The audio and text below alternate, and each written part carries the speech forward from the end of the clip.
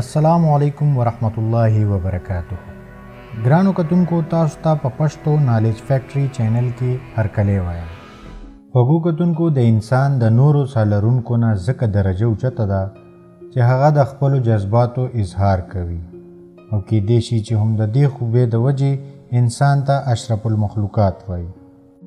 ګرانو قدرمندو کتونکو موږ انسانان چې کله خفه یو یا څه تکلیف کیو نو موږ د دې اظهار په ژړا کوو او که په څه خبره خوشحاله یو نو د دې اظهار په خندا کوو. په ژړا کې خو د سترګو نه اوښکې بهیږي خو کله کله د ډېرو خندلو سره هم د سترګو نه اوښکې بهیږي. خو دلته سوال دا پیدا کیږي چې آخر د سترګو نه اوښکې ولې بهیږي.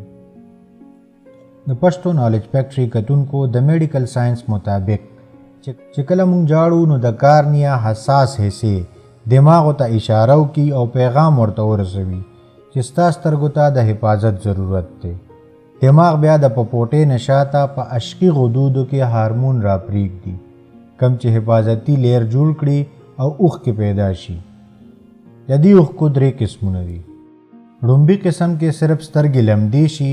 خوږو کتونکو د اوښکو غدود زمونږ په سترګو کې مسلسل نمی پیدا کوي د څه د وجې چې زمونږ سترګې محفوظې وي او اوچیږي نه. دا نمی زمونږ د نظر دپاره هم ډیره ضروري وي او کله چې موږ سترګې رپو نو دا نمی زمونږ په سترګو کې خوره شي. د اوښکو 2م قسم د رد عمل اوښکې وي. داسې اوښکې هغه وخت زمونږ د سترګو نه روانې شي کله چې زمونږ په سترګو کې څه پرېوځي. دا اوښکې د اسویلي او خندا سره هم زمونږ په سترګو کې راځي.